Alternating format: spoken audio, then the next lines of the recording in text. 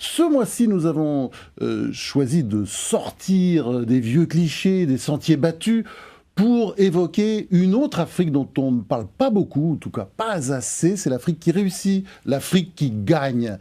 On regarde toujours l'Afrique avec des yeux de 1990. L'Afrique de 2010, 20 ans après, c'est une autre génération, elle crée énormément de richesses et elle en crée pour 30 ans devant elle de façon absolument certaine.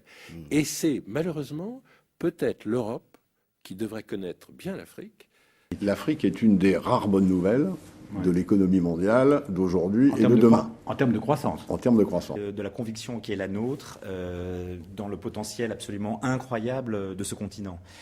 Nous sommes convaincus, forts de l'expérience que nous avons en Afrique depuis maintenant une vingtaine d'années, à travers notre activité de conseil au gouvernement, nous sommes convaincus que l'Afrique est la nouvelle frontière et que c'est là que va se jouer demain la croissance mondiale. Oui. Une Afrique qui progresse à 5 ou 6%, c'est-à-dire 2 fois plus en création de richesses qu'en croissance démographique, est une Afrique qui, désormais, décolle et sort de la pauvreté, réduit sa pauvreté.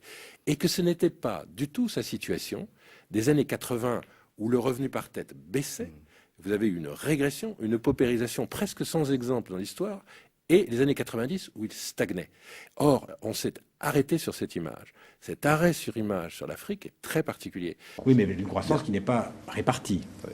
Bien entendu, c'est une croissance qui reste inégalitaire et donc qui produit peu de bien-être social. La croissance est plus forte qu'ailleurs. Absolument, mais disons, c'est une bonne nouvelle. C'est un continent en pré-émergence, il y a une espèce de bouillonnement entrepreneurial, d'initiative, il y a des pays qui commencent à être très bien gérés. Bon.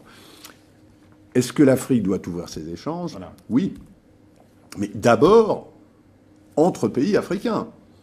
Aujourd'hui, le commerce international moyen d'un pays africain, c'est 10% avec des pays africains. Donc l'urgence pour les Africains, c'est de s'ouvrir, absolument, c'est de s'ouvrir les uns aux autres pour faire en sorte que beaucoup de ces marchés africains qui sont des micro-marchés, beaucoup de ces États sont des tout petits États parce que les colonisateurs ont bricolé des cartes entre diplomates, bon, ce qui ne font pas beaucoup de sens. Ils ont besoin La de développer les échanges priorité, régionaux. voilà, la priorité de l'Afrique, c'est l'intégration intra-africaine. 2057, c'est pas demain, enfin c'est après-demain, ça vient très vite. Et en 2050, l'Afrique pèsera 12% de la richesse mondiale, là où l'Europe, extraordinaire revanche de l'histoire d'ailleurs, ne pèsera plus que 7% de la richesse mondiale. Dit autrement, ça signifie que l'Afrique sera plus riche, plus importante dans le monde que l'Europe. J'ajoute juste un chiffre, qui est que si on regarde l'ensemble combiné États-Unis-Europe, en 2050, l'Afrique à elle seule, l'Afrique subsaharienne, pèsera 70% de l'ensemble combiné États-Unis-Europe, ce qui montre et ce qui révèle l'importance des forces qui sont à l'œuvre.